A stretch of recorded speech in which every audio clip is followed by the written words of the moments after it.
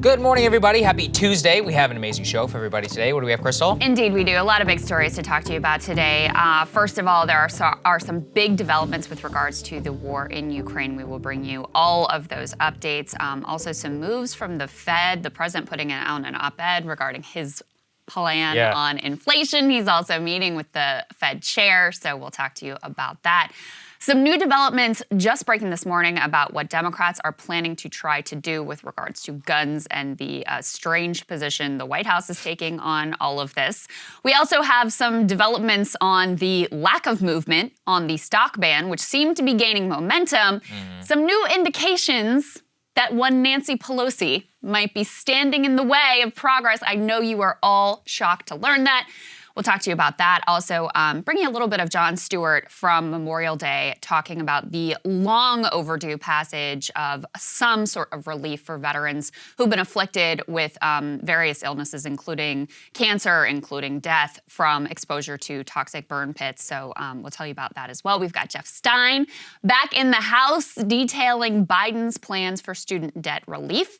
But we do want to start with the war in Ukraine, some significant developments here. Let's go ahead and put this first piece up on the screen. So The Guardian reporting that Biden has said no to Ukraine in terms of supplying them with long-range rockets that can hit Russia.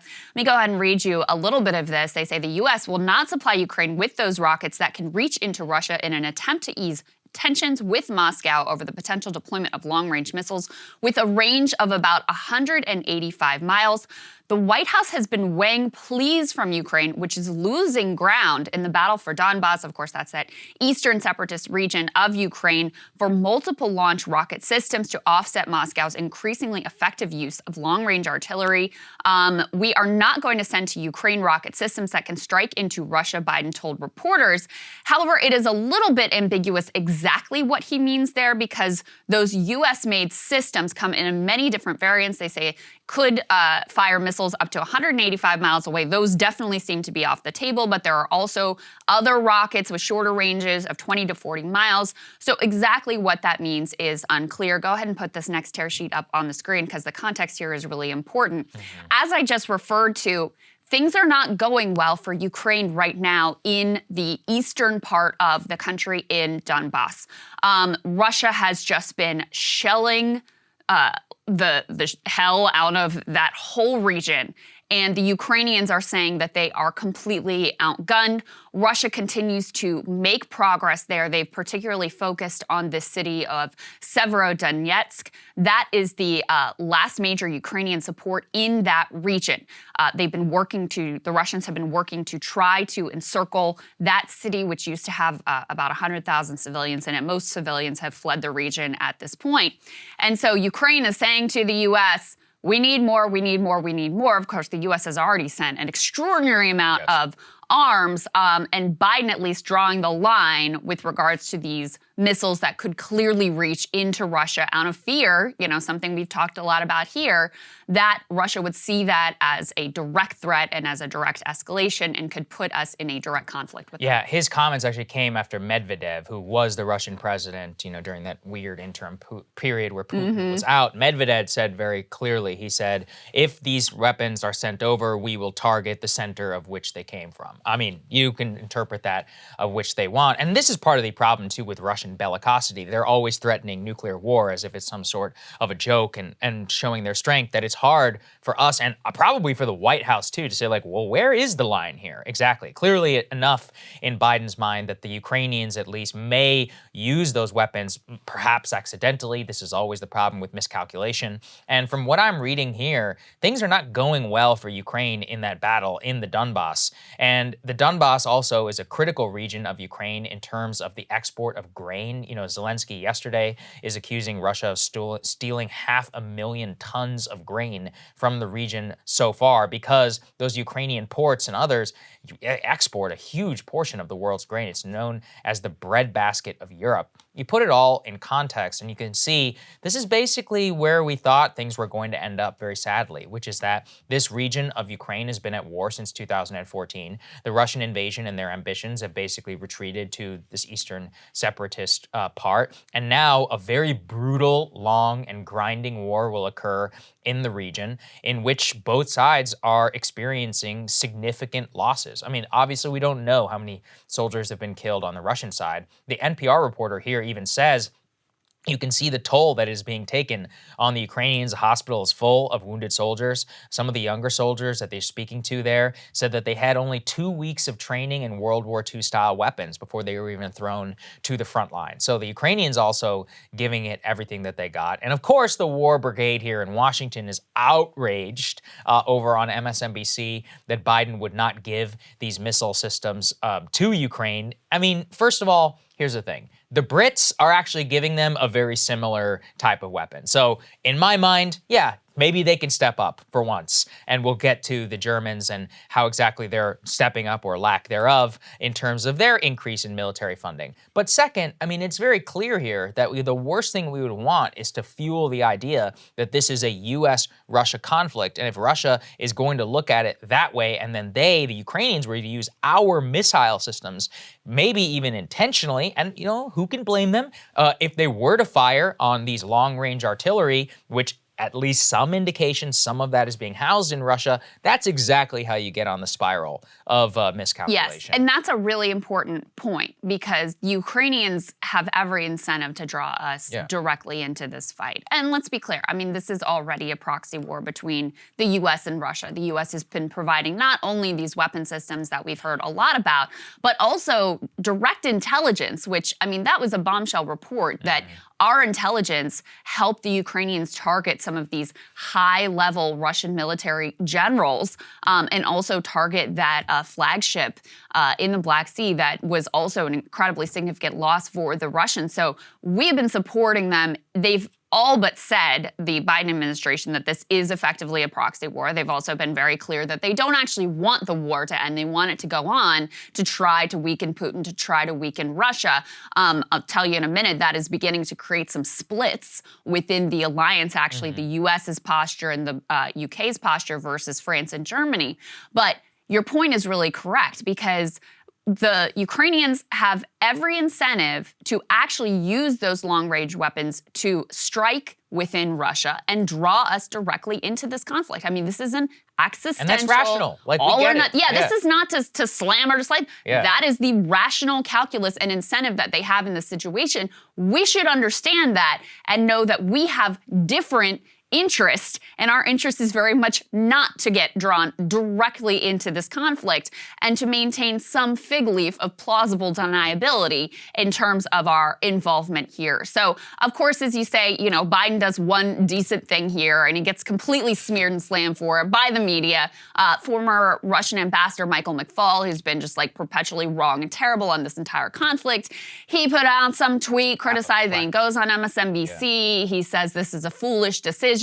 His plan is, why don't you just get a little agreement with the Ukrainians saying they're not going to use these missiles to fire on Russia? Okay, yeah, like that would reassure absolutely anyone. So he's getting hit for actually making the right decision in this particular instance. I referred earlier to there's a little bit of a split in the alliance in terms of how they are approaching this war at this point. Go ahead and put this next piece up on the screen. So Macron of France and Germany's Olaf Scholz have had a long conversation with Putin, and they actually urged him to hold direct negotiations with Zelensky. Let me read you a little bit of this. So they urged him to hold direct, serious negotiations. That was the quote. It was an 80-minute conversation. The two European leaders insisted on an immediate ceasefire and a withdrawal of Russian troops. Macron and Scholz urged Putin to have serious direct negotiations with the Ukrainian president and find a diplomatic solution to the conflict. As for Zelensky himself, he said he was not, quote, eager for talks, but did add that they would likely be necessary to end the conflict. So you are at a place now where it is conceivable. You can imagine how both sides might have an incentive to come to the table. Now, we're a long way from that actually happening, and there actually being a resolution to this war. But on the Ukrainian side, they're multi-months in. They're sustaining losses in the east. It looks like Russia, in terms of the eastern region, is starting to gain a little bit of ground. They look like they're on the verge of taking the city, Severodonetsk, that I referred to earlier. From Russia's side, they clearly have suffered massive losses. This has not gone the way that they thought whatsoever. They had to actually lift the age that is eligible to even join their military. They're spinning that to their population as, we're going to get these seasoned experts in. No, they're desperate for more manpower because of how many have been killed in this war. They've had to admit to their population that these young conscripts have in fact been sent to fight and die, something that they denied at the beginning. So they've taken on major losses. You can imagine a situation where Putin is able to take Severodonetsk and then is able to spin that as a win to his people and maybe potentially come to the negotiating table to end this thing. Like I said, we're a long way from that. But you can see how France and Germany pushing in that direction of let's actually try to get to a peace.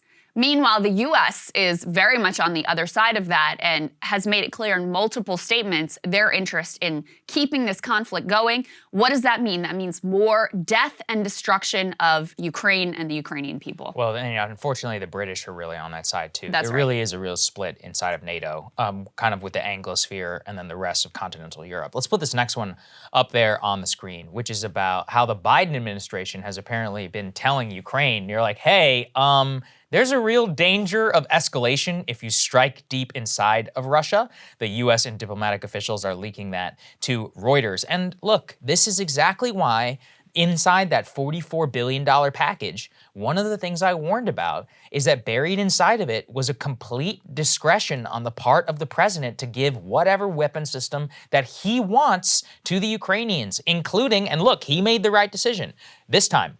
He's 80 years old. What if he drops dead tomorrow? Now Kamala Harris is president. Do you have confidence in her ability, which is now enshrined in law in order to determine whatever the Ukrainians get on the battlefield? And what they point to, look, the Russians are not dumb. So they're like, okay, we're fighting in East, so we'll just store our long-range systems in Russia and fire it from there. Yeah. And then if the Ukrainians use U.S. arms, then we have a pretext in order to have escalation. And also, there's a rational decision on everybody's part when it happens. So then we have to consider, what does that mean for us? And we're seeing that the more that we give them long-range weaponry, including long-range howitzers and more, what are we seeing? Which is that we have to give and get some sort of verbal agreement on their part that they won't do it.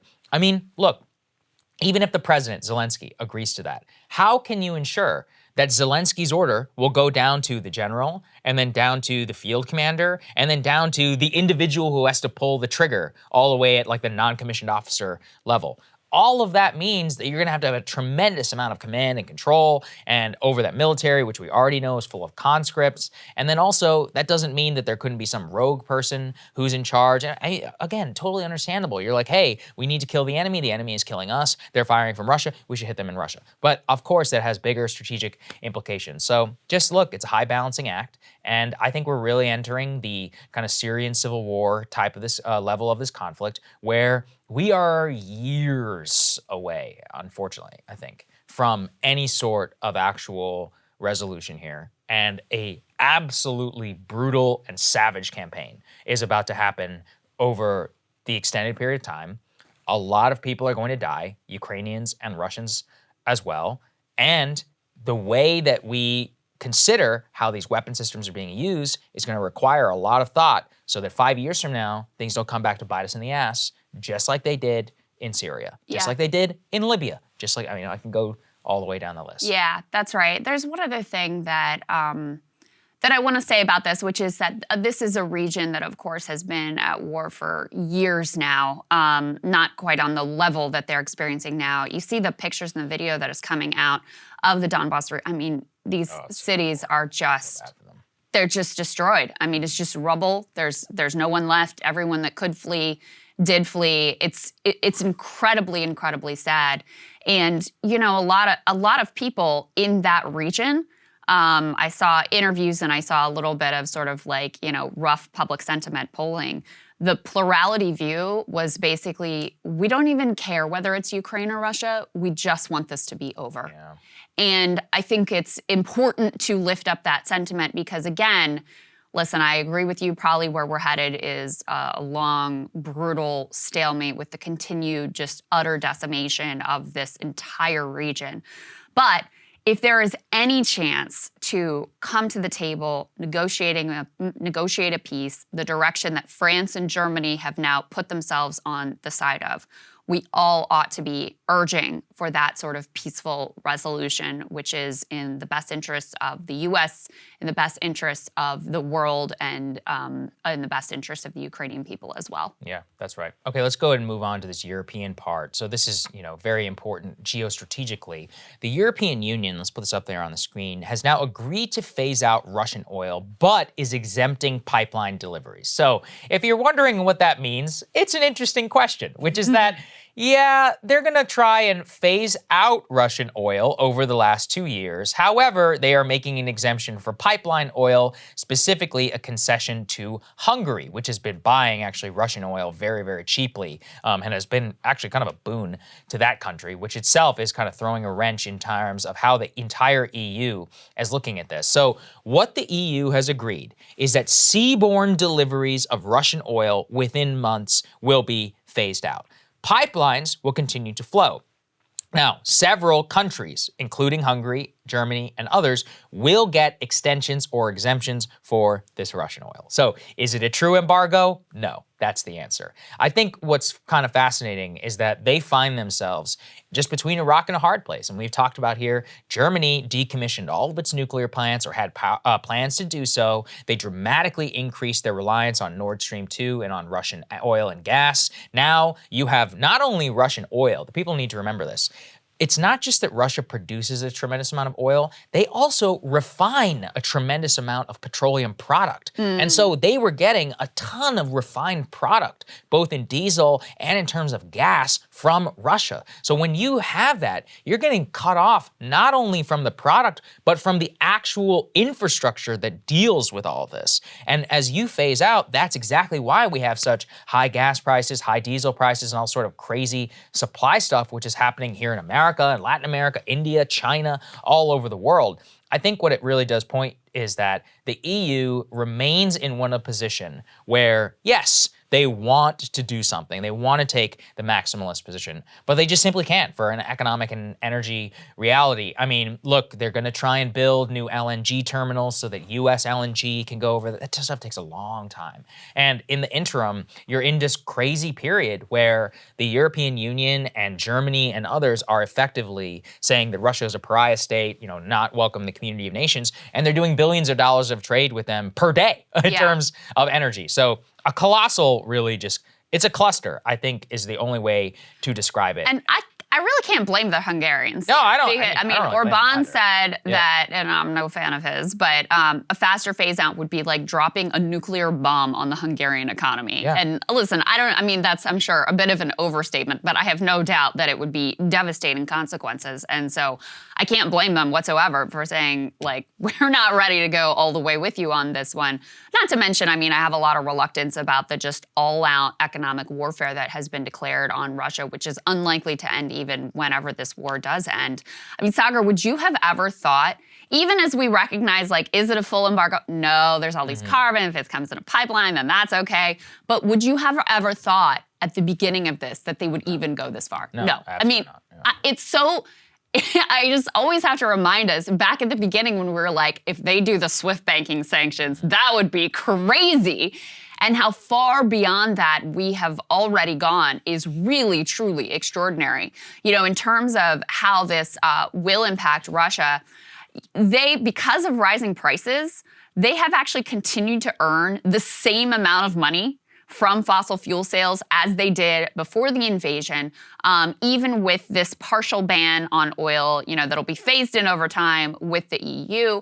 Moscow can lean more heavily on Asia to buy their oil, buy their product to help backstop some of the losses. It's still going to be a hit to their economy, though. There's no doubt about it. What they said in this article is to find buyers with enough appetite to replace the EU market is going to be extremely difficult. And also, you can't just flip a switch. You've got to reconfigure the entire energy export transport system and the attendant infrastructure, which is a major, major project in and of itself. So this will bite. There's no doubt about it, the Russian economy. But they do have some mechanisms to try to ease just how painful this will be for them. Look, if China's going to buy the oil, they're the #1 importer of oil in the world. And if you think that the Indians and the Chinese aren't going to take cheaper oil than the global market, then I don't really know what to tell you. They clearly are going to do that. Right. And the other problem is, look, in terms of defense spending, this gets back to what we were saying earlier. Put this up there on the screen from Politico EU.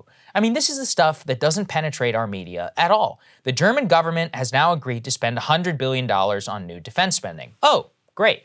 What's the subhead say? The special fund will be used to revamp the army, but does not commit to spending 2% of GDP on defense every year. And this is what drives me absolutely insane, which is that when you look at what they are saying, their new investment is going to buy $100 billion worth of US F-35s. Okay, cool.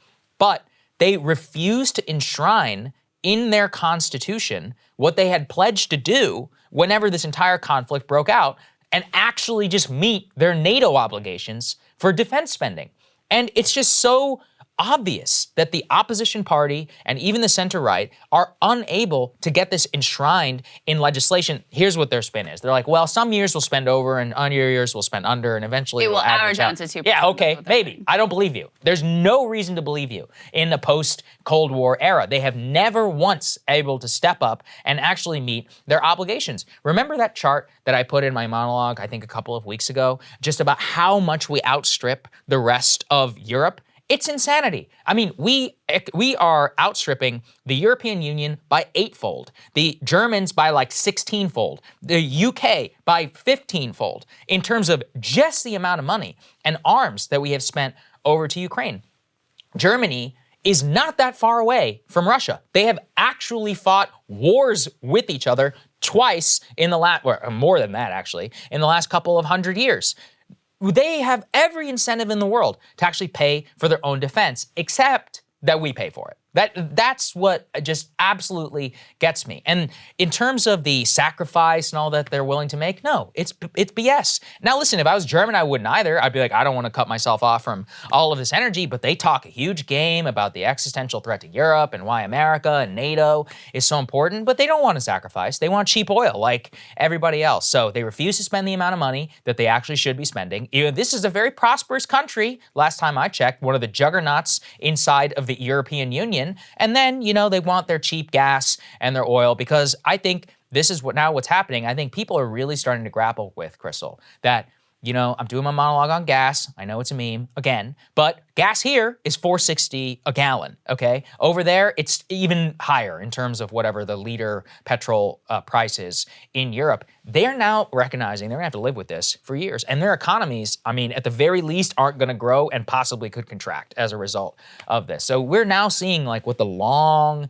period of this supply crunch and all of the insanity with COVID and all of that is wreaking on people. And actually, a lot of these states are in, it's no surprise, a long-winded way of saying why the German chancellor is one of those people who's pushing very hard for peace. They need this thing to come to an end, but there is no current indication that that's happening, and a lot of us are going to suffer as a result. Yeah, this is all part of truly a sort of global realignment and a new order, post-Cold War, post, unipolar world where, the Europeans, Russia has certainly forced the Europeans to do a complete rethink of what their security status looks like, what their energy situation looks like. You see this with, Finland and Sweden both wanting to join NATO at this point. So they have sort of forced the hand of the Europeans at this point. One other thing that I wanted to update on is we had talked a while back about, remember there were some overtures to Venezuela. Yes. And, to try to, okay, well, it hasn't worked out. Yeah, we're taking Russia off the table. Maybe we can get Venezuelan oil back in. There was actually some movement on that we kind of missed last week, which is the Biden administration announced that they would slightly loosen those crippling economic sanctions on Venezuela's government. They're allowing Chevron, which was the last major American oil company with significant operations in Venezuela. They're allowing them to negotiate again and have dialogue with the government. Under current sanctions, Chevron was prohibited from doing business with the Venezuelan government at all, is only allowed to carry on essential maintenance work. They also removed sanctions on a former Venezuelan state oil official and nephew of the First Lady. So it seems like all of this is done to try to sweeten the pot a little bit, to potentially, eventually, get us back to some sort of a workable relationship with Venezuela. But it's a small change in the posture, and I think we're a long way from any real resolution. I absolutely think we should do that. Unfortunately, I've said this before, but part of the problem with infrastructure is, and I've looked into this, is that Venezuela has a specific type of, it's called like extra heavy crude or something. It's harder to refine. So the problem is that because we've been cut off from the system for so long, it's harder to refine, and it's not that easy to just get things spinning. Their oil infrastructure has also really severely decayed over the past number of years. Their nationalization scheme and all that was a disaster, really, for their infrastructure, and so their inability in order to export oil, and on top of, obviously, Western sanctions have made it so that they can't plug the gap. There's only one country in the world that can do it right now. It's called Saudi Arabia. So, they just don't want to help us out, and yet we still spend them $100 billion worth of weapons every year. So somebody can go and riddle me that. Let's go to the next part here, which is something that, look, it's rumor. We want to be very clear here. That being said, there are now some credible thought to the fact that Vladimir Putin could actually be quite ill right now, or at the very least in some sort of recovery. So let's put this up there on the screen. This is from a FSB spy who says that Putin has been given 3 years to live by doctors due to a, quote, rapidly progressing cancer, that the strongman has been ailing, that he has been of ill health for some time. Now, the FSB officer said that the Russian president's condition had a severe form of this progressing cancer, and that this kind of illness was something that was part of a secret message from a Russian agent to a fugitive and former FSB agent, Boris Karchapov. Look, there are types of these rumors that are always out there, but there has been a lot of speculation here in the last couple of years of, well, what the hell is wrong with Putin? I mean, clearly his mind, he's thinking very differently than he did previously. He's taking gambles. These could be, he's got very puffy cheeks, which people have looked at as possibly he's on prednisone or he's on some other sort of like hormone or steroid. Something else is going on there. And I think that combining it actually with a recent interview that Oliver Stone, no matter what you think of Oliver Stone, he did spend a lot of time with Putin, the Putin Diaries, and driving around with him in a car while interviewing. He actually revealed in a recent interview with Lex Friedman, again, per Oliver Stone, he says that Putin actually had cancer and was in treatment for it while he was over there a couple of years ago. Let's take a listen. Mr. Putin has had this cancer, and I think he's licked it, but he's also been isolated because of COVID. And some people would argue that the isolation from normal activity, which he was meeting people face to face, but all of a sudden he was meeting people across the table 100 yards away or whatever, 10 yards away. It was very hard. So here's the thing. What Stone is saying there very clearly is that Putin has at some time had cancer. He doesn't know if he overcame it. And I think, look, to be clear, Russia denies all of this. Of course, they have an incentive to deny it. I don't think anybody can look at Putin, his behavior, at the long tables, very odd behavior, 2 years. Yeah, there have been some physical tics that have been picked up on camera, which have been speculated about. Yeah, I mean, if you consider this, look, like Putin was the strongman. A lot of Russians didn't even want to get the vaccine. So for Putin to be kind of a COVID obsessive is very out of character for kind of the way that he would want to play it. Everybody knows what's happening whenever he's here and then another guy is like 20 feet away from him, or his generals and others are seated in a massive room, 20 some odd feet away from him. All of his speeches he's giving from his office, at his desk, not in front of a lot of people. He's not around people. He's clearly inside of a COVID bubble, well past where the general population of almost any other country in the world is. The idea that he would have some sort of immunocompromised disease makes a lot of sense. Oliver Stone says he did have cancer, at least in some form, while he was over there. And Stone, listen, people could certainly accuse him of being too pro-Russia, but that's part of why he's kind of credible on this, because not only did he spend He was with him. He spent time with Putin, and he certainly has not been interested in, painting Putin in the worst light. Let's just put it that way. Yeah. Yeah, so, he says that Putin, he says, I think he licked it, right? But he doesn't know. And this was 2015 to 17.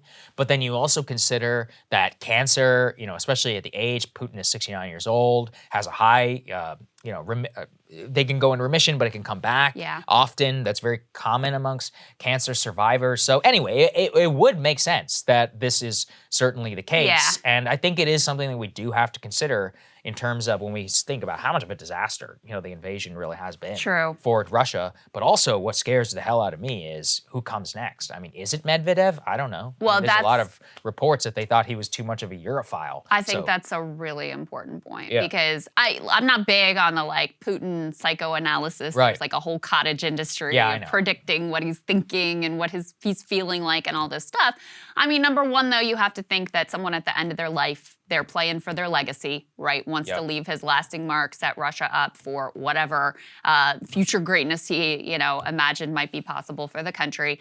But then number two, that's the real question is who would come next? And there, I think, is a lot of wish casting in the Western media that, it might be someone who's more favorable or more, more of a Europhile, more favorable towards NATO, more favorable towards our interests. It's more likely that you get someone who's even more of a hardliner than Putin actually is. So that's not necessarily something to ultimately hope for and wish for. Right. And actually, so I forgot to add this part, which I have in my notes, which is that the head of Ukrainian intelligence has actually said this too, Cyril Budanov. He has said that, again, they have an incentive, but they have come out and said they believe that he has, quote, several serious illnesses, one of which is cancer. And so the FSB spy and others that are being quoted here by the Daily Mail and by the tabloids in the UK, it's all kind of an amalgam of several people who might know,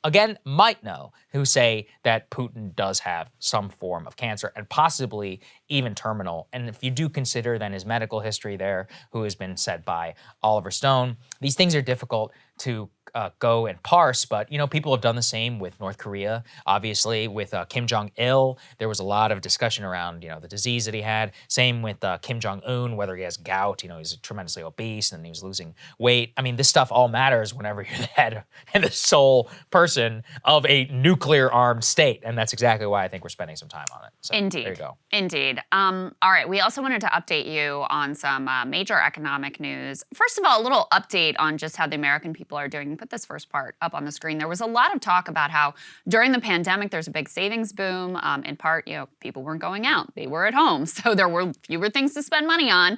But also the pandemic era programs, the relief checks that sort of padded a lot of bank accounts. That era is officially over. The savings rate fell to 4.4% in April. That's actually the lowest level since 2008. So the already the sort of Fed attempts to slow the economy and the end of all of those COVID relief programs, that has hit bank accounts, savings accounts in particular, in a very serious way. This comes as we have comments from another Federal Reserve board member that indicate this one in particular really wants to take a pretty aggressive approach to tightening the economy. Go ahead and put this Wall Street Journal tear sheet up on the screen. The headline here is Fed official supports raising interest rates at fast clip for several meetings. This particular board, Fed Governor Christopher Waller, made these remarks in Frankfurt on Monday. He said, I support tightening policy by 50 basis points for several meetings, and went so far as to say that he wanted to keep going until the rates were so high they stunted the economy. Now, you have to kind of, dig into the Fed jargon here, but what he said was, quote, the unemployment rate will increase, but only somewhat because labor demand is still strong, just not as strong, and because when the labor market is very tight as it is now, vacancies generate relatively few hires, thus reducing vacancies from an extremely high level to a lower but still strong level has a relatively limited effect on hiring and on unemployment. So he's trying to sort of justify the fact that he intentionally wants to go so far with lifting the rates and at such a rapid pace as to actively stunt the economy and raise the unemployment rate. rate. Those are pretty dramatic comments and, landed with a pretty heavy blow within the entire sort of economic thinker community. There's another big development here, which is that Biden is actually meeting with Fed Chair Jerome Powell today. Go ahead and put this up on the screen. He's going to hold a rare Oval Office meeting today on Tuesday amid the highest inflation in decades, which has angered Americans and hurt his standing with voters. They say the two will discuss the state of the American and global economy. According to a White House statement, it is the first meeting between the two since Biden in November announced his intention to nominate Powell for a second term as the helm of the U.S. Central Bank. And the reason this is extraordinary is because, of course, there's a lot of criticism of Trump when he was out there, directly telling the Fed what he wanted them to do. I kind of liked that, actually. I will tell you. And so Biden, and this is kind of funny, too, put this last piece up on the screen. So Biden wrote this op-ed about his plan for inflation. This is from Kaylin Collins. She says, President Biden, who's meeting with Fed Chair Jay Powell tomorrow, publishes an op-ed on inflation where he says he welcomes debate on his plan and will work with anyone, Democrat, Republican, or independent, willing to have an honest and open discussion. He goes out of his way in this op-ed to say, of course, I'm not going to meddle with the Fed. Trump did that. That was bad. But I will tackle high prices. And in this op-ed, he lays out, Saagar, his quote-unquote plan for dealing with inflation. The first one is the Fed. Yeah, exactly. So he's saying, I'm not meddling with the Fed, but also, hey, Fed, you better act here, and I'm going to have you over to the Oval Office to make sure you know what I want. The one thing you could say about Trump is he did understand how intrinsic low interest rates were to the bedrock of the economy that he presided over at the time. And, look, I think that monetary policy has actually for too long kind of been kicked up to the higher thinkers that be over at the Federal Reserve. Yeah, I definitely agree. This is the people's policy. This goes back to William Jennings Bryan and the idea of being crucified on a cross of gold, which is we had entire uprisings and movements in this country about how exactly we were going to both regulate commerce and how to conduct trade at the very basic level of currency. I think that's okay. I think that's a good thing, and that people have forgotten their legacy. And the other problem I have with this entire BS op-ed is if you're going to do it, then do it. Do what Trump did. Be like, no, you need to keep the interest rates low. You need to do this. You need to do that. Instead, it's all this mealy-mouthed nonsense. His second thing that he says, in order to make things affordable, this is what he says is his plan for inflation, Krystal. He says, blah, blah, blah, blah, blah. There's been an entire paragraph, and he goes, my plan would reduce the average family's utility bills by $500 and accelerate our transition from energy produced by autocrats. 500, that's your selling point? This is like when Paul Ryan and them were like, you're going to save $120 from your tax return. It's like, that's a Costco membership or something. It's like, this is so cringe. I have already put out the data. Already, as of right now, Americans are on track to spend 73% more on gas than they did just last year. That's $4,800 versus $2,300. So your $500, nothing relative to how much that actually is. Same in terms of we're going to reduce the cost of goods by fixing broken supply chains, improving infrastructure, and cracking down on fees of foreign products. First of all, why haven't you done that already to the full extent of your ability through executive action? There has not been one executive order on any single one of these, except one on the meatpacking plants about a year ago where they said, we're going to look into it.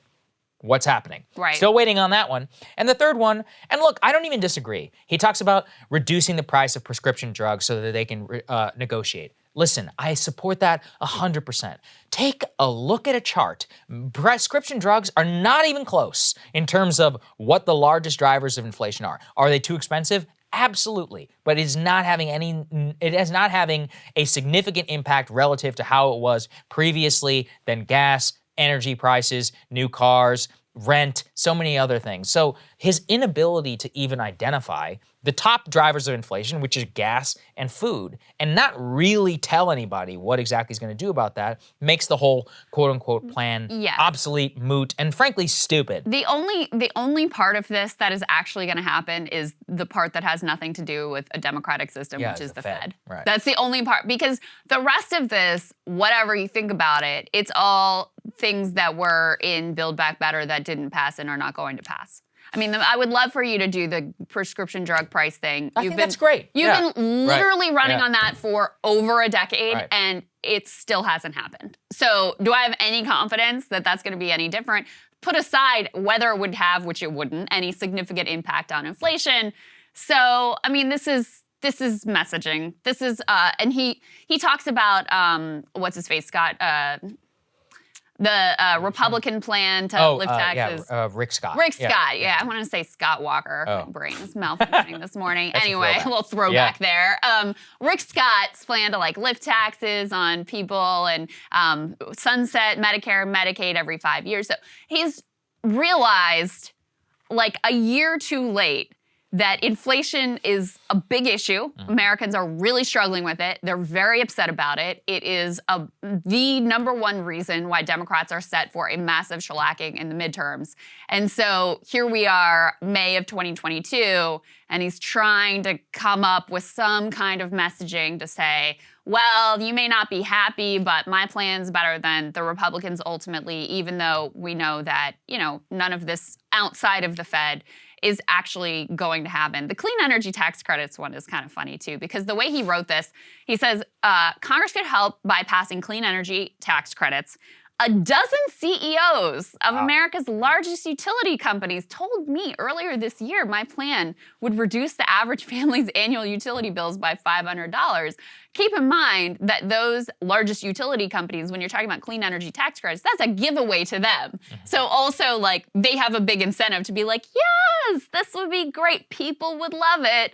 In any case, none of this is going to happen. None of it's particularly serious. And he continues to leave off the table the thing that he could have the most control over, which you alluded to earlier, which is but it's not the whole problem, part of the problem is corporate price gouging, because you have these consolidated monopolistic industries where they're able to use the specter of inflation to then go ahead and boost their prices beyond what those price increases that inflation would demand. That's the part that the White House could actually have some impact on through executive power and also through the bully pulpit. And there continues to be, no willingness basically to call that out or try to do anything about that. Yeah, let me return. I was just pulling this up on the savings rate. So the savings rate has now fallen to the lowest level since 2008.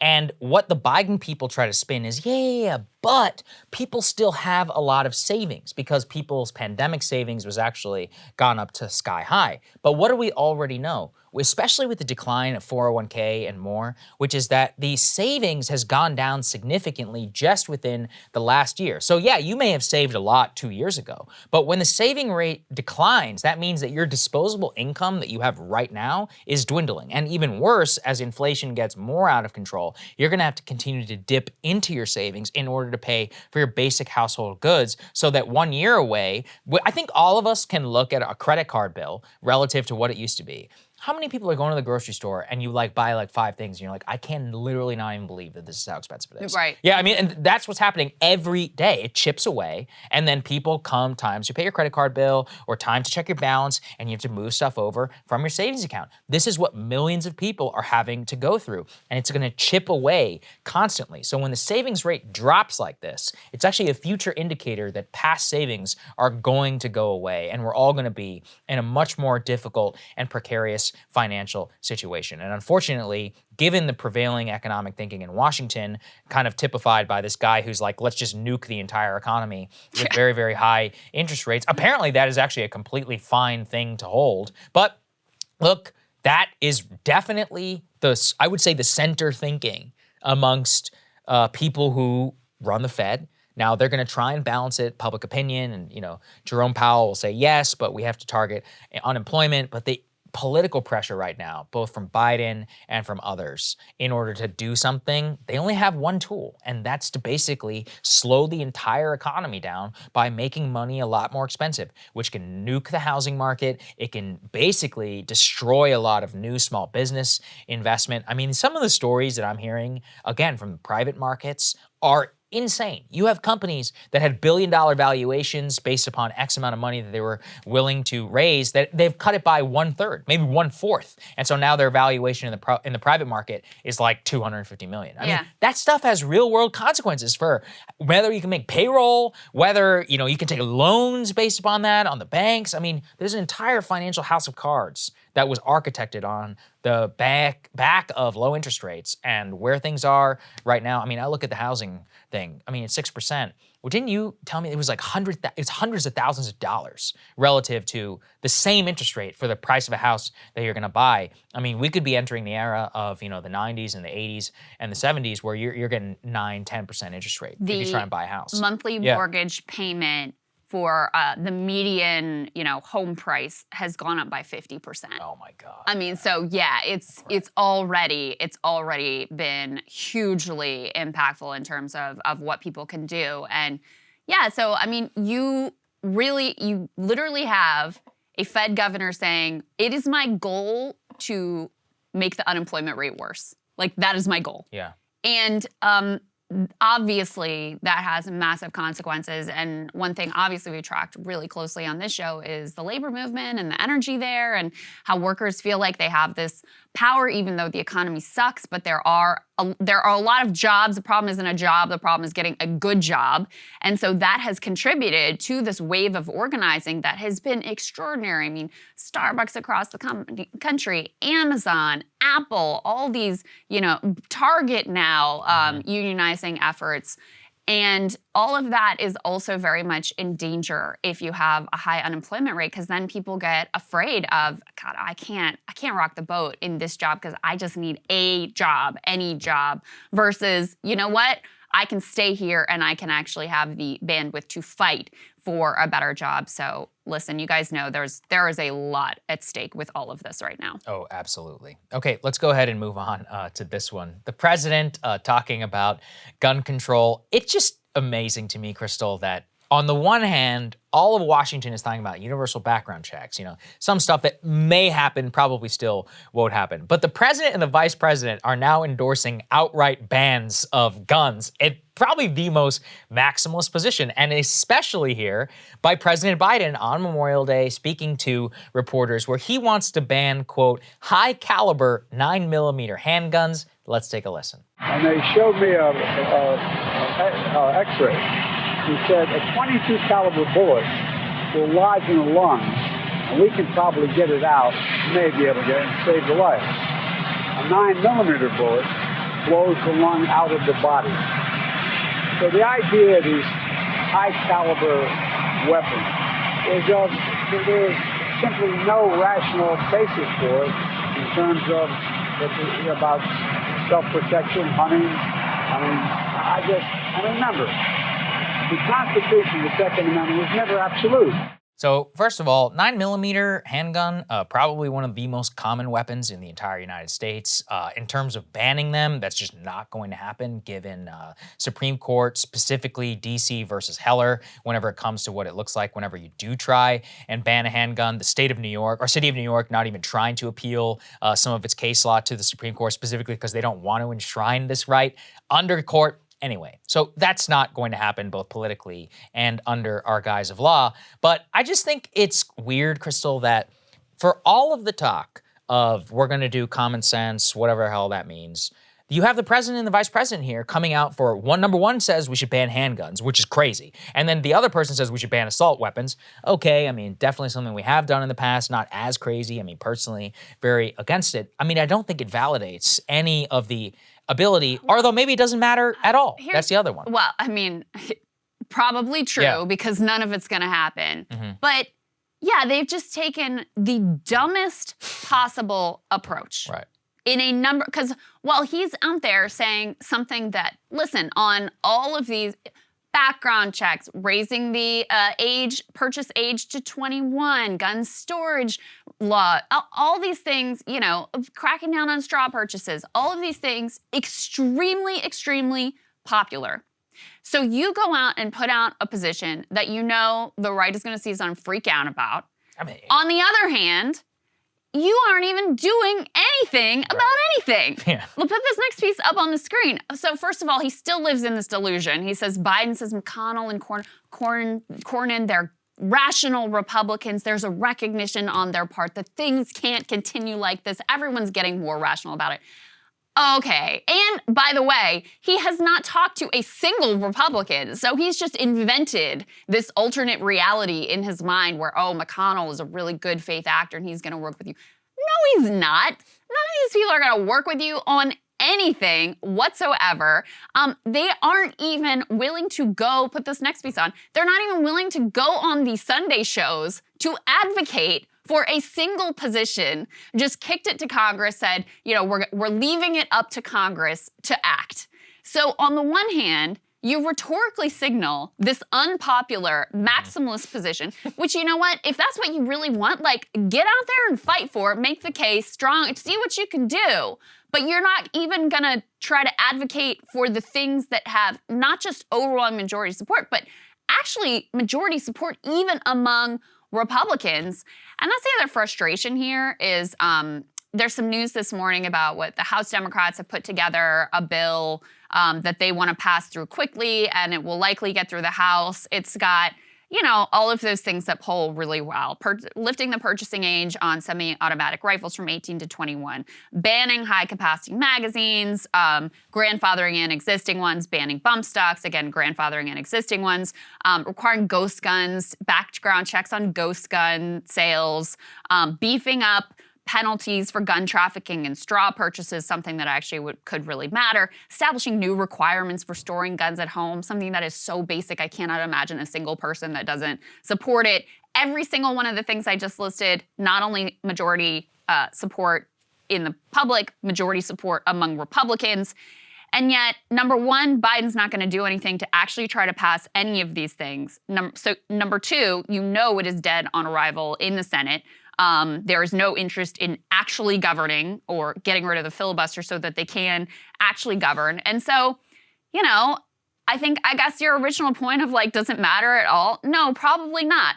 Probably all that's going to happen is Biden's comments are going to make people buy even more guns. Oh, big Nothing time. is going to pass through the House or the Senate, both because you have a completely broken system and because the money keeps the Republicans politicians locked into a position that is out of step even with their base. And so it's hard not to feel pretty hopeless and nihilistic about the entire situation and the complete, the repeated desire of Biden to sit back as president of the United States and pretend he has no power in the situation just blows my mind every single time. And here's another thing. I would speak on behalf of leftist friends, which is there has been a lot of criticism by the center for defund the police and all that. This is defund the police level unpopular. So I just pulled the data. 2021, I've talked about this before, the support for a ban on handguns in the United States is at 19%, the all-time low in the history of this country. Now, maybe there is a temporary spike. Let's consider that it goes up to 25. That's still 3/4 level unpopular. That's insane. On the other side, too, keeping, the current system in terms of the lack of age limits and the lack of background checks is also defund the police level unpopular. Republicans, it looks like 85% support requiring a background check on all gun sales. If you look at banning gun sales to people under 21, again, Republicans, 75% of Republicans support these things. So, I know there are a lot of different feelings about all kinds of different gun legislation. There's this kind of also just instinct that any attempt to do anything on guns, they're going to come for our guns completely. Well, it doesn't help when the president says that you want to take the most common handgun away. But putting all of that aside, I think it is so depressing that on something where you have such overwhelming support among both parties based for something so simple and there's not a prayer that it's going to happen, it's extremely depressing. It is an indictment of our entire political system. I get it. I'm just going to, I'm broken record. It's going to come back. Our neighbors to the north, not validating anybody's concerns. Justin Trudeau is putting a national freeze on handguns, including a required buyback program. It's not that far away. But you just said it's not going to happen. It's not going to happen today. It doesn't mean it's not going to happen a decade from now. We that's can't why. even get universal background checks through Saagar. Yeah, today. We're not anywhere close to banning handguns. It's not going to happen. Even if you want that to happen, it is not on the table, both from a Supreme Court point of view and also from a political point of view, when you can't even have background checks or safe gun storage in the home. So I hope so. I think all of this is a little paranoid. I hope you're correct. I'm correct. I You just hope, admitted I it. hope You know so. I'm correct. I said I hope you're correct. Come on, I don't you know said what country we're going to live earlier- in 25 You years from said now. earlier Yeah. that you know none of this is going to happen. Today. So this is why, look, I'm trying to represent people who rightfully can understand how when an infrastructure is built, that it enables people to have power. I never would have thought that before the pandemic, with all these public health laws, lockdowns, et cetera, that all of that would have been used to the extent that it was. So I'm just saying, I understand a paranoia, especially in the context where the president and the vice president say that they legitimately do want to ban people's guns. Bumbling fools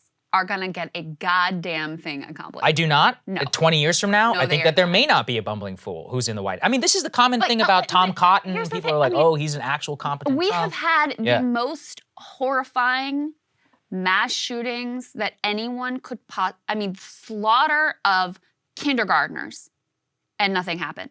The slaughter of fourth graders as police officers, dozens of them, stood by and did nothing. And nothing happens. Like, Democrats have a majority in the House and the Senate and the White House. You have public sentiment, where I said, and still not even background checks. So the idea that we're anywhere close to banning handguns, assault weapons, let alone handguns, I think it's fanciful. Well, I hope you're right. Okay, let's go ahead and move on to the stock ban.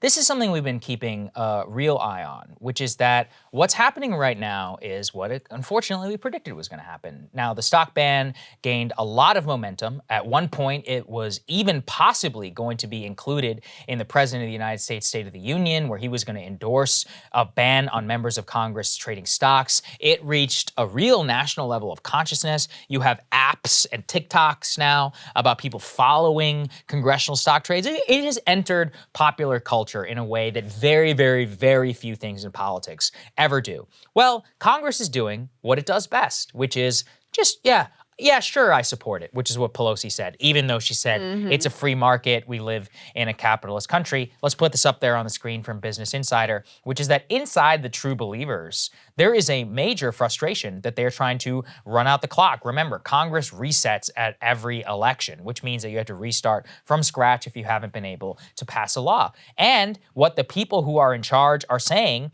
is that Nancy Pelosi and Chuck Schumer are really putting the brakes on any ability for some of these stock bans to actually go through Congress. So one of the people behind this, Abigail Spanberger of Virginia, who is not some, progressive leftist. I can't stand this lady, to be honest Right, with you, so but she's good she's on like this one Madam issue. Centrist in Yes, exactly. I mean, she's like former, I think she was in the former CIA. CIA Yeah, ghoul. I've talked about it before. Anyway. Even this lady Right. supports the stock ban.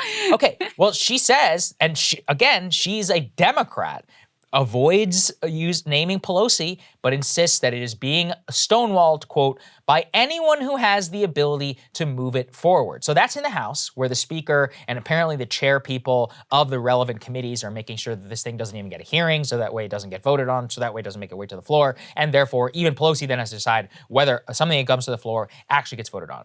Then, of course, over in the Senate, there's a bunch of Democrats, bipartisan groups also, who have proposed major stock ban legislation. And yet, what they point to is that in the Senate, especially in the current political environment, we are at a place where the committees themselves have not even begun to hold hearings on these things. And what they're saying is that it is very clear that there is pressure from the top in order to make sure that these things do not only make it out of committee, but never get voted on. And so I think part of the issue is that there isn't a truly united caucus, because on the one hand, you have Democrats and Republicans who have co-sponsored bills, but on the other, you really just have it so that nobody even close to leadership is really pushing this stuff. I mean, on the Republican side, right, it's like Josh Hawley, Ben Sasse, they had no connection to leadership. Chip Roy, same thing. I mean, McCarthy hates Chip Roy. And then on the Democrat side, it's even Spanberger, not beloved apparently, at least on this by Pelosi, and the others is Pramila Jayapal, who also, she may take orders, but is not beloved also by Pelosi. A couple things to say about this. So according to this report, it looks like Pelosi is the real problem. Because Schumer doesn't actually even own any stock. I didn't realize that. He's very poor, actually. Yeah, admirable. He and his wife both, they, took what was the Biden position too, by the way, when he was in the Senate, saying, listen, I'm not going to trade any stock while I'm here, which is very honorable, but should be required of every member, obviously. And so you have Pelosi, who obviously has a different view. And what they say is, well, yeah, she's publicly expressed openness to a ban. Her quote was, if members want to do that, I'm okay with it. She had initially, as you guys I'm sure recall, had a very different take on this, that this was just the free market and why shouldn't people be able to participate in it? And obviously her husband's, what they describe as frequent high-volume stock trades, have fed suspicion that she is not actually interested in addressing the issue. And yet, let me show you how much Pramila Jayapal, has just completely bent the knee and, shown complete fealty to Pelosi, is in some ways Abigail Spanberger, who, as you said, is Madam Centrist, went further in criticizing Pelosi than Jayapal does. She says, you take the statements that people make and, you continue to push. She told me she was supportive, so I'm going to take her at her word, Saagar. I mean, it's so embarrassing the way that she has just completely sold out any value or principle because she has some fantasy in her mind that she's going to get some kind of a leadership spot within the Democratic Party that's never even going to happen. It's just embarrassing at this point. That's the only way I can put it. And all of this comes against the backdrop of another report that the very limited regulation that we have on stock trading, which is none, it's just a little bit of transparency around it. Even that, some senators cannot bring themselves to follow the law when it comes to the Stock Act. Let's go ahead and put this report up on the screen.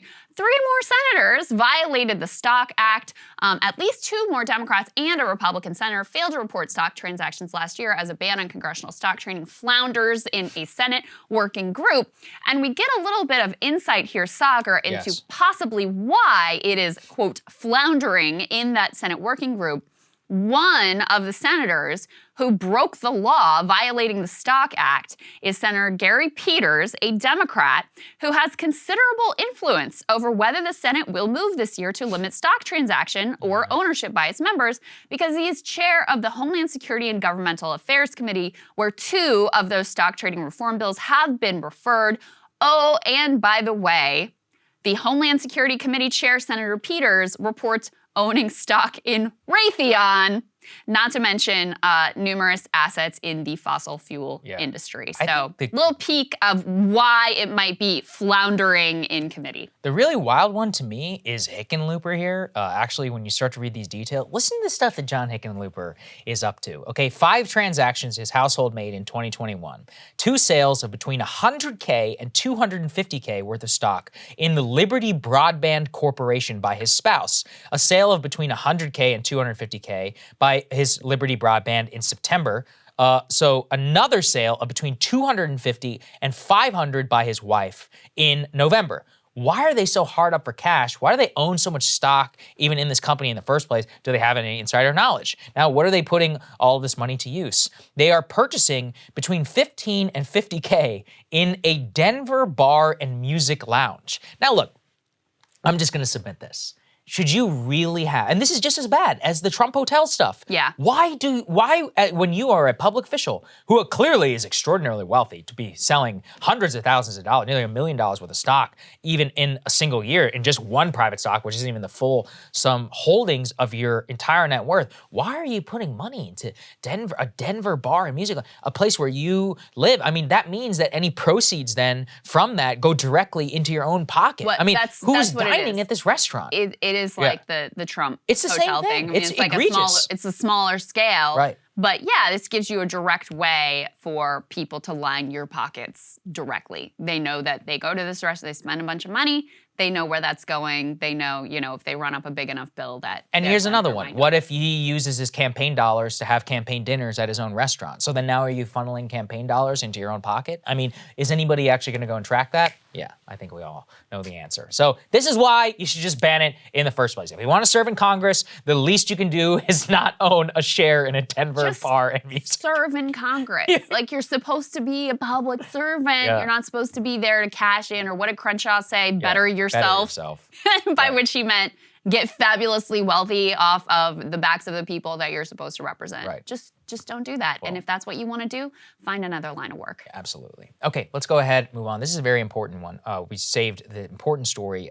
Yesterday was Memorial Day. Jon Stewart, somebody we both very much admire for his advocacy, both previously on 9/11 first responders, but now on burn pit victims of our veterans of foreign wars, gave a great speech yesterday at a rally. Let's take a listen to what he said. Those that took up arms in defense of this country and its Constitution suffered grievous harm in that defense. And when they came home, we put them on trial. You got cancer? Prove it was us. Well, I slept next to a burning field of shit with jet fuel. Yeah, I don't know, but you also, you smoke Camel Light. So how do we know it was us?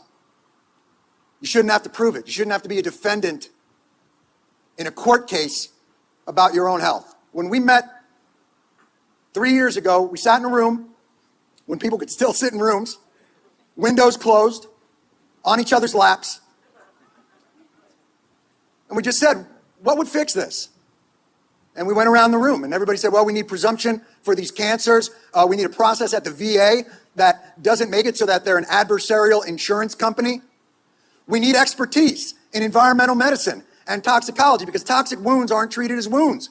It's not treated like an IED that goes off in your body 7 or 8 years later, which is what it is. We said, all right, so that'll fix this. And they said, yeah, but we're not gonna be able to get that. So here's what we were thinking. Maybe we could get priority 6 for like battle veterans. Or maybe we could just get in there with like asthma. Because the system had taught the veterans community to negotiate against itself. Because the system had shown itself to be so unworthy of their sacrifice that it was nearly impossible to even imagine that the thing that they needed would be provided.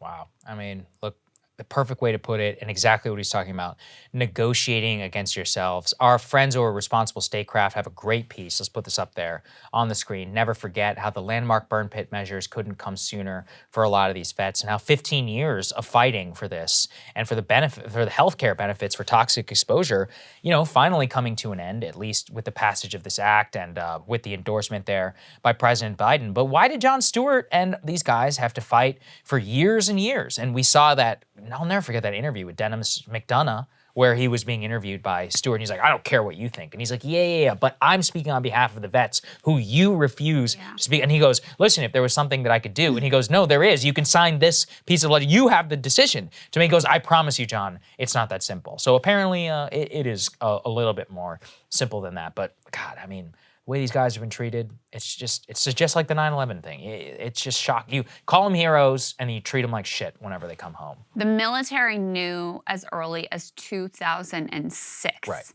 what these burn pits were doing to people. Did they make sure everyone was taking care? No, not even close. It took 15 years to have some modicum of relief for the grievous injuries that these veterans have suffered. And specifically what this, there was a bipartisan agreement in the Senate that will provide sweeping measures to finally give veterans suffering from toxic exposures broad, unrestricted access to healthcare and disability assistance. Specifically what it does, among other things, is more than doubles the number of, quote, presumptions to 23. Those are conditions and illnesses the VA recognizes as service-connected. Up until this agreement, more than 80% of veterans who have tried to get benefits for these illnesses, and we're talking about everything from a rash to terminal cancer, they have been turned away. The other thing I want to say about this is that, it took basically two things. It took Jon Stewart just relentlessly shaming every politician that he possibly could, We talk about never forget on Memorial Day. He truly embodied that. Just, going to the Hill, rallying, talking with survivors, pushing advocacy, direct law, all of that. Using his celebrity in one of the most effective ways I've ever seen. Oh, absolutely. And I think is also kind of shames other celebrities who pretend to be activists, Yes. but it's Sing, mostly imagine. it's mostly about their own virtue signaling. Exactly, right? That kind of advocacy. Here he had an achievable mission. He shamed politicians. He remained laser focused on it and used his celebrity to actually get it done. The other thing, Saagar, that it took is, I actually didn't connect these dots, but in this piece they talk about, Biden's son, Beau, was exposed to burn pits and he died of brain cancer when he was quite young. There you go. And so do we know that it was directly connected? No, but I'm sure there's no way to know. I'm sure if you're President Biden, that connection also remains in your mind. So it took Jon Stewart and that entire community of veterans just 15 years of shaming politicians into doing the basics of their moral responsibility to those who served overseas, and having a president who actually lost a son potentially to this very thing to ultimately get this done. It shouldn't take that, Not at all. Krystal, Not at all. what are you taking a look at? Well, guys, another election, another absolutely stunning rejection of the establishment. Now, I've already broken down the French election and the Australian election. Now we move to another corner of the globe, to Colombia, where voters have just unceremoniously tossed out the traditional political class in dramatic fashion. In fact, Federico Gutierrez, the ideological successor to their current right-wing establishment president, and the heir to that whole political project that has been dominant in that country for more than 2 decades, that guy did not even make it to the runoff. So in the first round of voting in Colombia, a leftist, Gustavo Petro, was the top vote getter. That in and of itself would be a really surprising turn of events, given that Colombia has elected exclusively right-wing governments for all of its modern history. But the surprises did not end there, because a right-wing populist businessman, Rodolfo Hernandez, virtually unknown until a few weeks ago, that guy surged ahead of the political establishment pick to make the runoff alongside the leftists. It's as thorough a rejection of the current government and political project as you could possibly get in a country that continues to struggle with cartel violence fueled by our war on drugs, and which has been the US's most reliable security partner on our various imperial projects on that continent. It also appears to be part of a trend. Now, the surprising rise of the left in Colombia is part of a broader shift to the left in Central and South America. Progressives and leftists have been winning elections across the region, buoyed by millennials focused on inequality, poverty, social justice, and the climate crisis.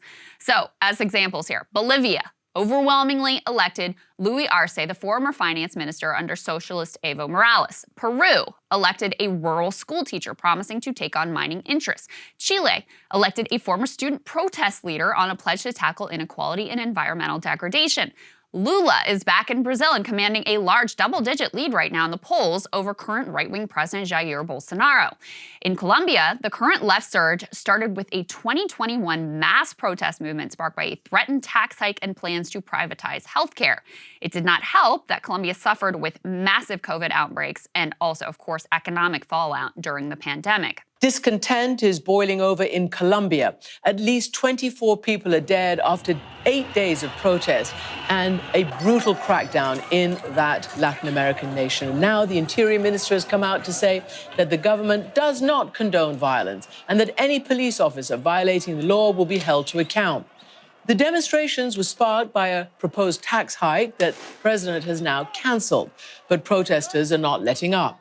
Colombians are desperate for better lives after COVID made an already dire economic situation even worse. This stunning statistic perhaps puts it into perfect perspective. More than 40% of the population now is living in poverty.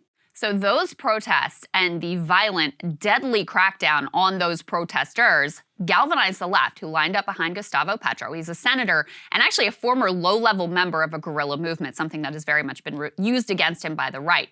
He's promising to reform the country's brutally unequal economic system in favor of a jobs guarantee and universal health care. He also ran on fully implementing a landmark peace deal with the Marxist guerrillas of FARC, including promised poverty alleviation for rural Colombia.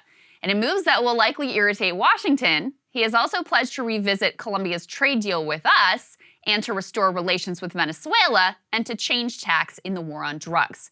And if he was up against the successor to the much-hated incumbent, Petro was looking pretty good to win this whole thing.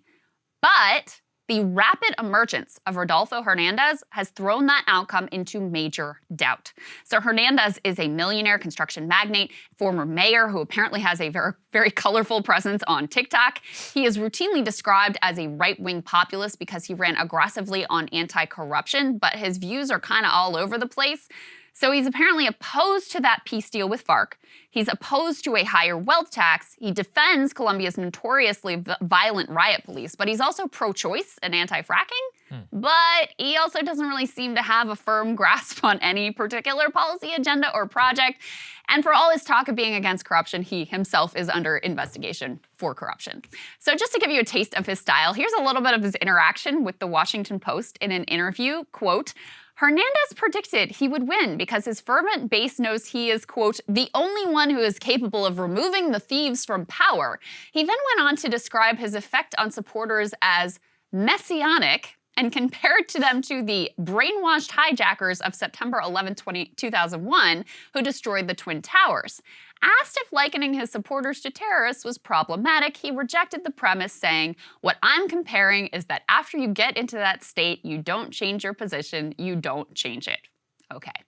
This dude literally came out of nowhere to surge right by the powers that be and land in the runoff. And now he has got a very solid chance of winning the presidency, as Gutierrez, the aforementioned right-wing establishment pick who lost in the first round, has already thrown his support behind the surging Hernandez. Economic and political elites in Colombia are absolutely panicked by the idea of a leftist actually rising to power, and they will do whatever it takes to stop Petro's rise. But what has happened already is really extraordinary. Voters in a traditionally quite conservative country have just overwhelmingly opted for a change election, a runoff pitting a former leftist guerrilla ready to challenge their lockstep relationship with the US and reform their economic system, versus a Trump-like drain-the-swamp businessman with a bit of a casual relationship towards basic democratic rules and norms. In a trend that is now thoroughly global, it is just one more country thoroughly disgusted with the status quo and grasping for something, anything different. This one is really pretty surprising. Yeah, it's fascinating. Because before the election, already there were a lot of stories written about the astonishing rise of the left in Colombia. That in and of itself, massive break from modern political reality within Colombia. And then, not only that, but you have the guy who's the heir to the long-standing political project, the sort of, emblem of the political class and the elites in Colombia. That guy doesn't even make the runoff. This other dude who appears to be completely however wild you think Trump is, this guy seems to be even more wild and out there. Just in the last bit of the election surges right past him.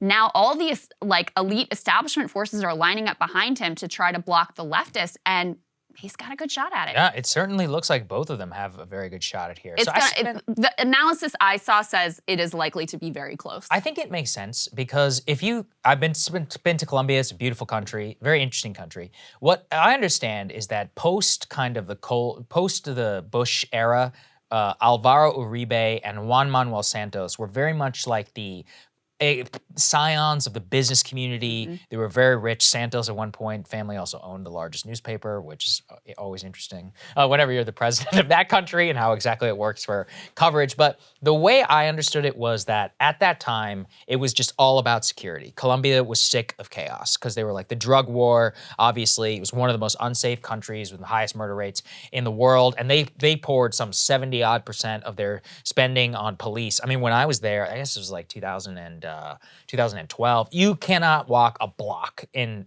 obviously probably the more tourist-friendly areas without seeing cops, guns.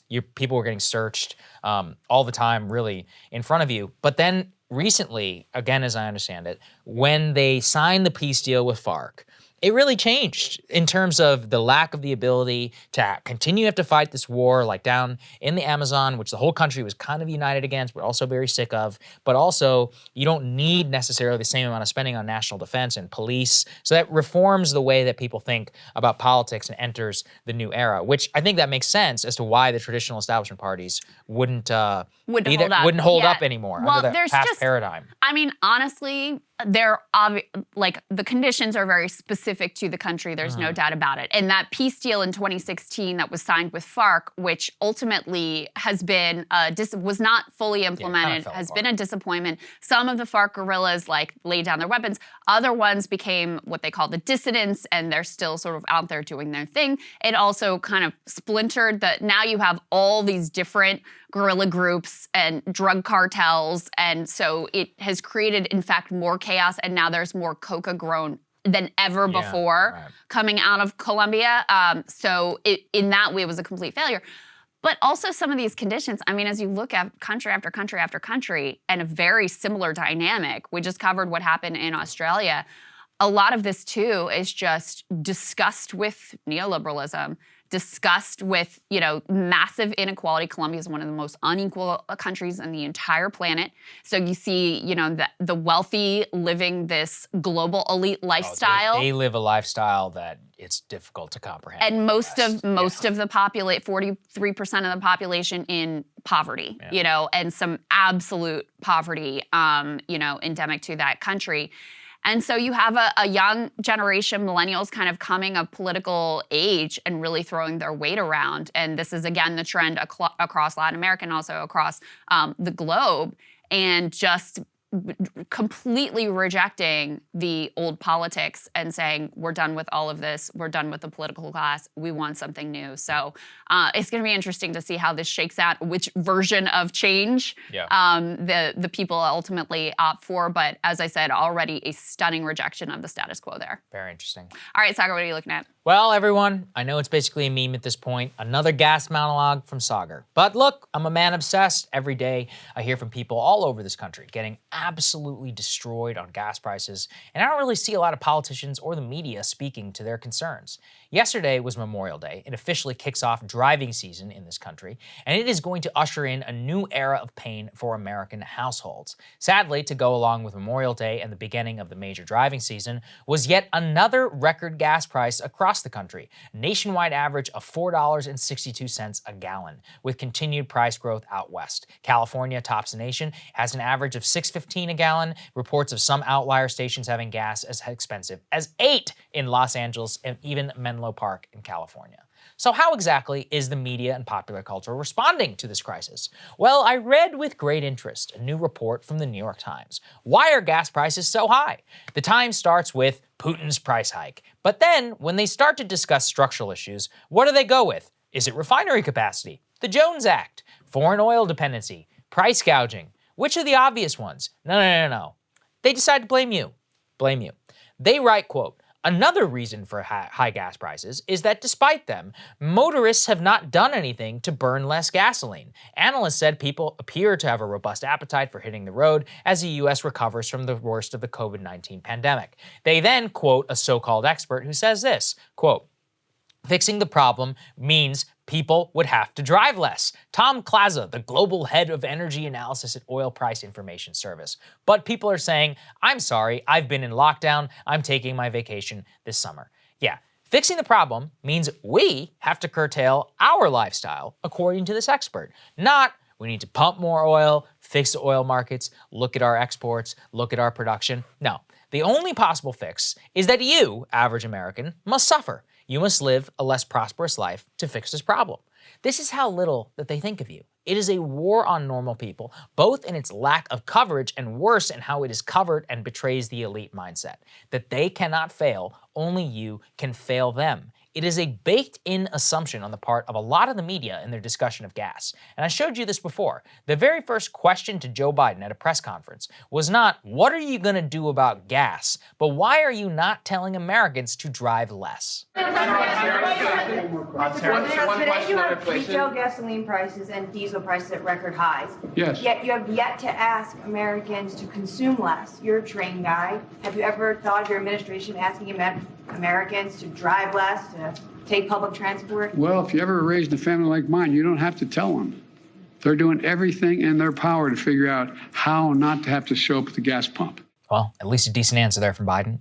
But they think this way because they live in cities or they're rich enough to ignore the price. But the hilarious part is that once you actually continue reading the New York Times story, buried several graphs down is the actual reason for high gas. The Times can't help but also have to explain what I've talked about here, which is that gas inventory is low because we have no refinery capacity in America, because of onerous regulation, and because of the globalist solution, which is to let third world countries refine gas and deal with the byproduct and import it rather than have any capacity here.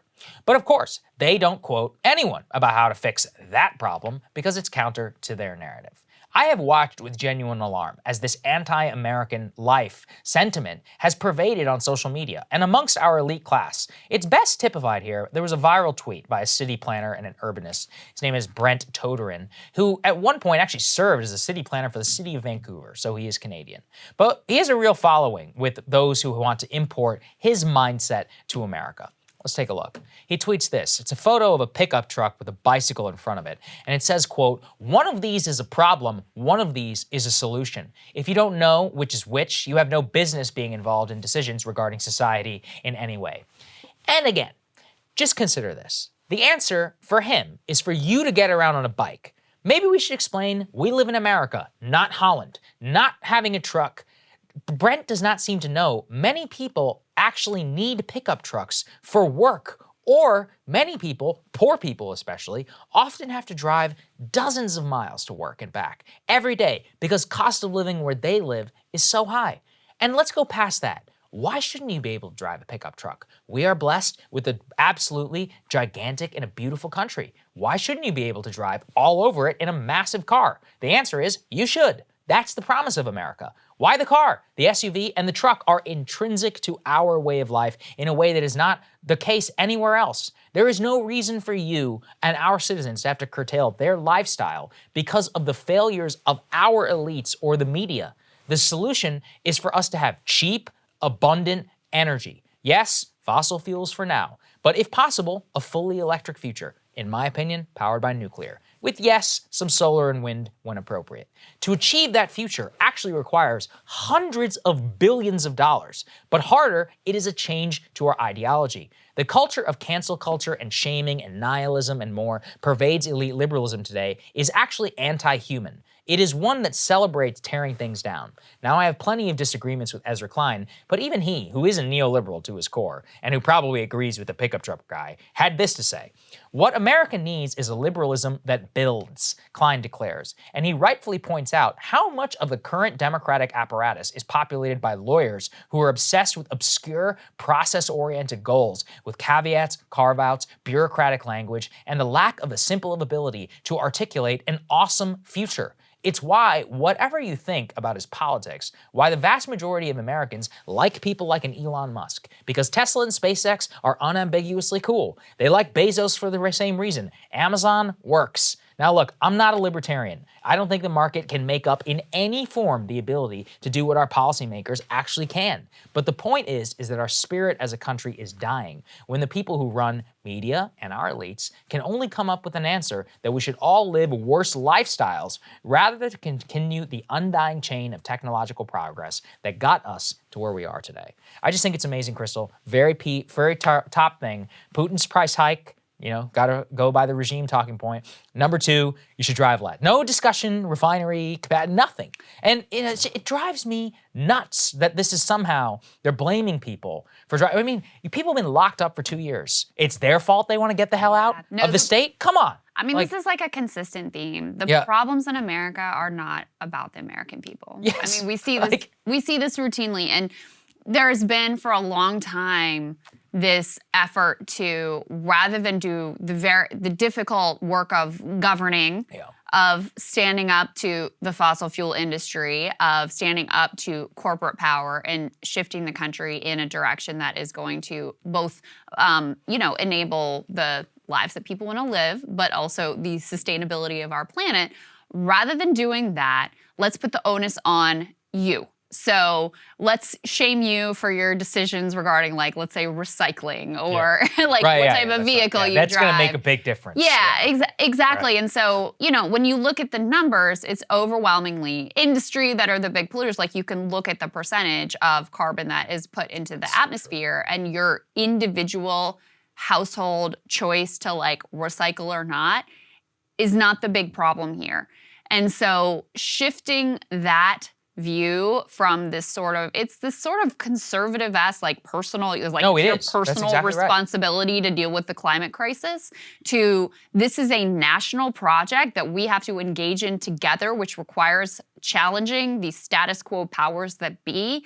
That is essential to actually dealing with this problem. Even consider the Biden thing. Now he's like, oh, well, we need clean energy tax credits. It's like, okay, listen, I'm sure I think it's fine. But the point is, like, that's not going to do anything compared to what we're talking about here. It's like, if you want the future that we're saying, he actually used to say it. We need a nationwide highway system of EV chargers. Well, you don't just need the chargers. You need to supply it with actually clean energy. That's very difficult and hard to do, and is going to require, Democrats working with Tesla because they have the best supercharging network across the nation, and you may want to emulate some of that for everybody else. It's also going to require looking at how exactly we speed up production. Right now, Ford F-150 Lightning trucks, all these electric cars, you can't even buy one right now. You know why? Because there's no semiconductors here. So you have to go even further up the supply chain. I'm a massive supporter, of the electric future. I just see no imagination, no discussion. Same even in the current, and it drives me crazy whenever people look at normal folks who want to drive their kids to like Mount Rushmore for the summer after 2 years, probably shitty time for the kids, and for the parents. And it's like, oh no, they're the problem for driving over the summer. It's just insanity. All right, guys, we have a great guest to get to. Jeff Stein is going to update us on the Biden student loan debt relief plan. Let's get right to it. And joining us now is economics reporter for The Washington Post, the aforementioned Jeff Stein. Great friend of the show. Great to see you, Jeff. Thanks so much for having me. Okay, so you have the latest details on what the Biden White House here is planning with regards to student debt relief. Let's go ahead and put this up on the screen. Latest White House plan would forgive $10,000 in student debt per borrower. So just break this down for us. What are they actually planning on doing, and when are they planning on doing it?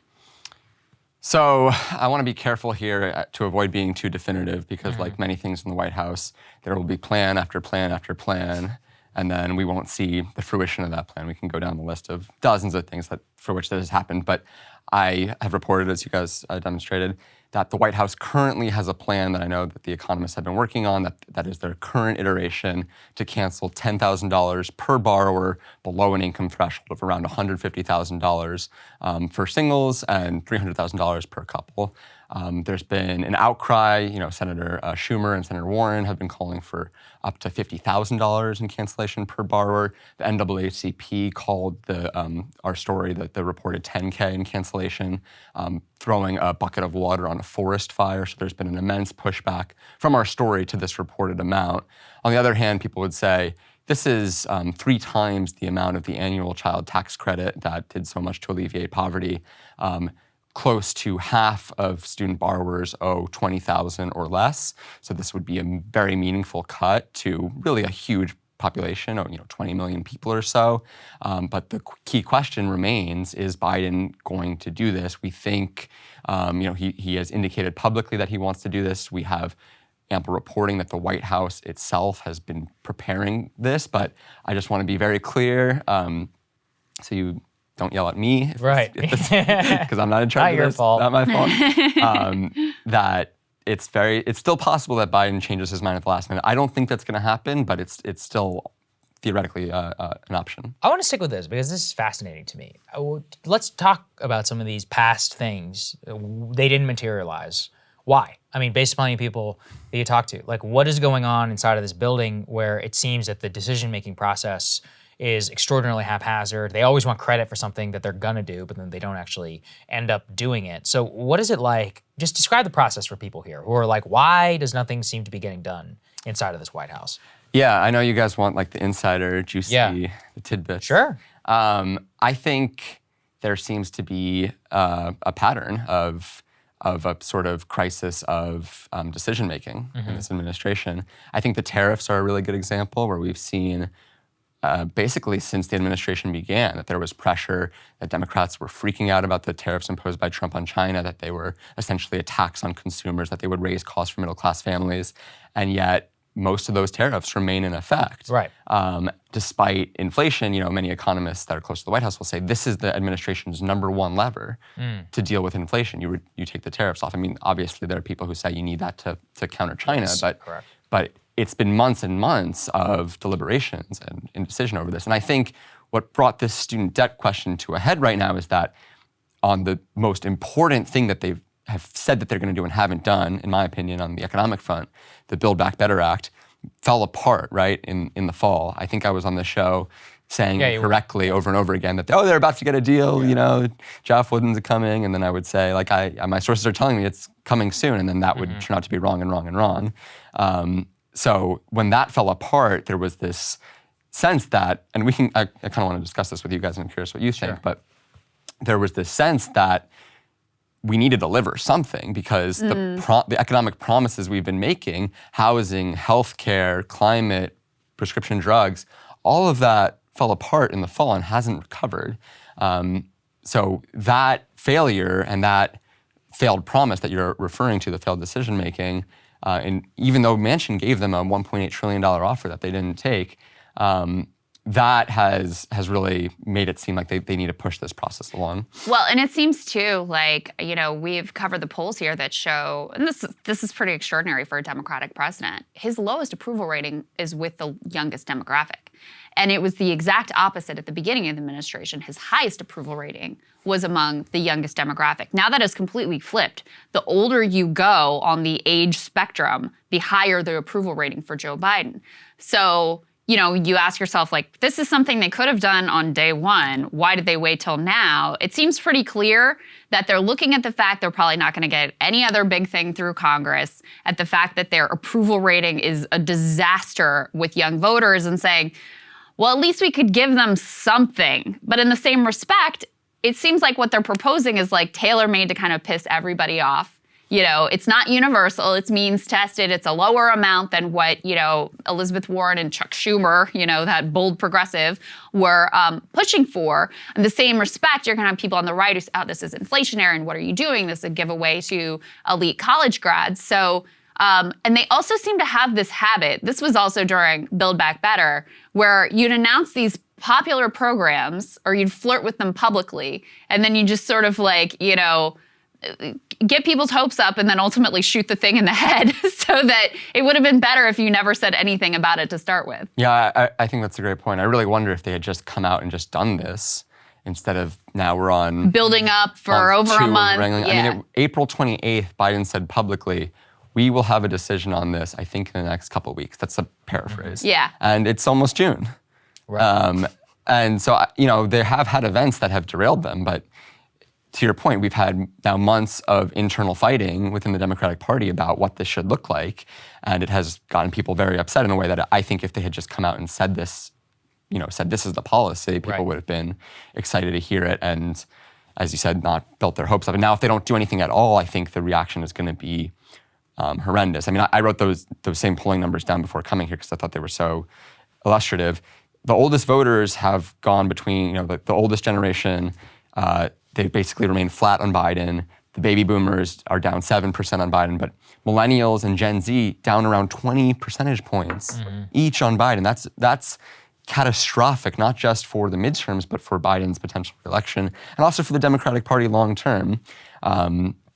So yeah, I think I'm curious if, in particular about Saagar's take on whether you think this is sort of deepening the impression that you were just talking about Democratic Party solidified as the party of elites and the college educated, because it seems simultaneously true that the caricature of the student debtor as a liberal arts major at a fancy college who just didn't want to get a real job, that is a part of this, but probably a pretty small part. Like most of the student debt is held by people who went to public or definitely for-profit especially college. people who didn't finish college. Those are the people who get especially hosed. Got really I mean, I think the way we talk about it is that in the absence of everything else, it's going to be very difficult to combat that attack, right? Which is that in the absence of help for everybody and for a lot of people, then you do have a selective bailout. I'm not saying I'm even against it, but given the fact that it doesn't change the university incentive system and, a lot, without fixing the underlying flaws and bailing it out, you are effectively bailing out mostly upper middle class people in this country. I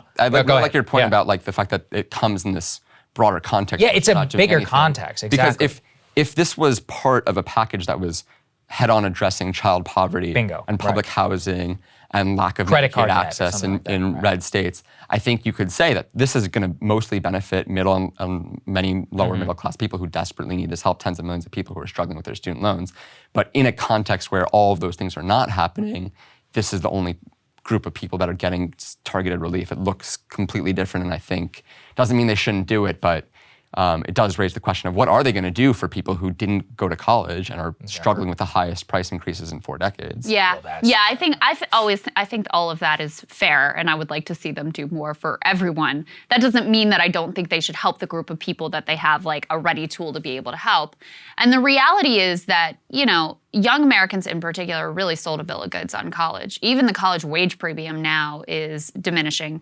The people who, as you point out, got the most screwed are people who went to like these, scammy for-profit colleges or weren't unable to finish college because of, whatever reason, whether it's an economic reason or another reason. But there was this promise of like, okay, if you go to college, you're going to be good. And not only do the prices skyrocket and you're saddled with this debt for your entire life, most of which is, much of the student loan debt is never going to be ultimately repaid. But then the promise of this sort of like stable middle class life also doesn't come true. So, I think for younger Americans, that's why this has been such a pivotal issue, is not just because of the debt burden, but also because of the sort of lie that they were sold in terms of the trajectory of their life. But, Jeff, go ahead if you want. I saw a really interesting statistic that I thought kind of captures some of what you're saying, which is you would think that this issue would be divided sort of on educational lines when you look at the polling, and it is to some extent, but a lot of the numbers the White House I know have looked at actually shows that this is just almost purely generational. That even people who didn't go to college, have no student debt in our age cohort, overwhelmingly support this, even if it doesn't materially benefit them, because they see exactly what you're talking about, that this was a bill of goods that people were sold that turned out to be completely phony, and that the student default rates, for, especially for Black borrowers, people of color, are astronomical. And so when you look at this broader question, is there a systemic injustice being done at the core of our education system? I think people would rightfully say that there's something there, and I just find that fascinating that young people, even if they aren't personally affected by this, have sort of this sense of solidarity because they know someone who is. And for older people, even if they may have a little bit of student debt, they don't see it as this society-wide crisis in the same way. Well, because they just never had to experience it. This is where I'm most, whenever I hear them talk about how much they paid, I'm like, yeah, well, it doesn't work there anymore. Yeah, I paid off my college debt with like 3 shifts in the cafeteria. It's like, okay, well, I think that's awesome, and I think that should be available to everybody, but it's not. So let's just all be honest. Yeah, I mean, my dad grew up in like the Great Depression in West Virginia. That he lived in a one-room trailer that his dad built. And he was able to go to, a solid public university at West Virginia University and like pay for it himself and ultimately become a PhD physicist and work for the government and like do good things with his life. Yeah. That's just, it's gone. I mean, that's just, and listen, let's acknowledge like the privilege of being a white man at that time and all of those things, but that path is gone. And so this is like, would be a tiny step towards at least acknowledging that people have gotten completely screwed. But Jeff, I am curious, like some of the things the White House does or just the way they approach it, it really is perplexing to me. What do you think leads to them, doing this dance where they sort of leak something, we might do something, maybe not, and it's very amorphous, and then people end up disappointed, and there seems to be a lot of their actions are more reactive to events rather than asserting like an affirmative vision, going out and fighting for it. Even on, I know this is not your lane, but on the gun debate, Biden makes these kind of maximalist comments about maybe we should get rid of handguns, but then in terms of actually even wading into the congressional debate, he hasn't even talked to a single Republican. They won't put a representative on the Sunday shows to even advocate for things like universal background checks, which are overwhelmingly popular. What's the vibe there? What's the political thinking? Like, how is this happening? I think if I were to take a step at like a non-personality based answer to that question, because I think there must be sort of idiosyncratic character traits that explain what you're referring to. But I think the broader thing that's happening is that like there are tectonic shifts in the Democratic Party that Biden, maybe this is part of the reason that he won the primary, but that he is on a different page than a lot of prominent members in the party, including members of the White House that are staff the White House at very high levels. So I think there are people who are advocating forcefully for things like student debt cancellation that Biden has for decades been skeptical of, right? Or he's been public that he is uneasy with this idea, but the demands of leading a legislative coalition bring you to places that you may not necessarily support. And I think that's maybe at the bottom of what seems like a fractured approach a lot of the time for the White House. I would also say that Republicans like to say that it's Ron Klain and the White House Chief of Staff, that he is the core problem and that he's the one that's leading Biden to sort of flail. And I think people discount to what extent Biden himself is like actually really involved in all these decisions and like in the room and was hands-on. I have a story hopefully coming later this week on this question about how did Build Back Better fall apart. But I think Biden himself, is more involved than people think in a lot of these questions. Yeah, it used to drive me crazy under Trump too. People who do this, like, oh, Jared. I'm like, yeah, Jared, but also, Trump is the president. Like, it's just like the same thing here. Like, oh, Ron Klain and Susan Rice and all these people. I'm like, yeah, but Biden is the president. He actually has a significant say in what's happening here and how exactly things go about. I mean, to the extent that there's dithering and there's chaos, I mean, look, that is a direct indictment of him as a manager. I don't think you could get around It's that. also consistent with reports of how he ran his Senate office and also how he ran his vice presidential office, a little bit of which I had sort of brief insight into, which is that he is both a micromanager and incapable of making decisions. I didn't realize you worked for Biden. That's incredible. So I didn't directly work for Biden, but I was involved in the early discussions of him running in 2016. And so I got to see a little bit of the dysfunction up close and personal. And that was effectively the problem, is he wants to be involved in every decision down to the minute detail, but he is incapable of actually making a decision. And so you end up with a group of people who are just completely hamstrung. I mean, that's the worst of all worlds in terms of a manager. You can either be a great delegator and you put great people around and you trust their decision making, or you're super hands-on, but you're on it and you're capable of making decisions.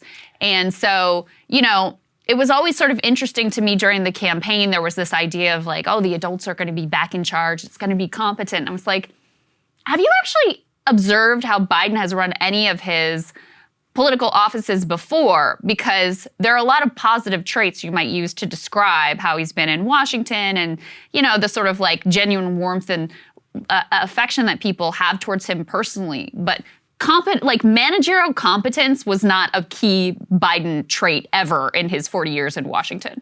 And that was the key selling point of the campaign, right? You put aside your passion, your ideological commitments a little bit, and you go with someone who's trusted, who will maybe share some of your goals and work with you to enact them. But his pitch to young voters in particular was, I know how to do this. Right.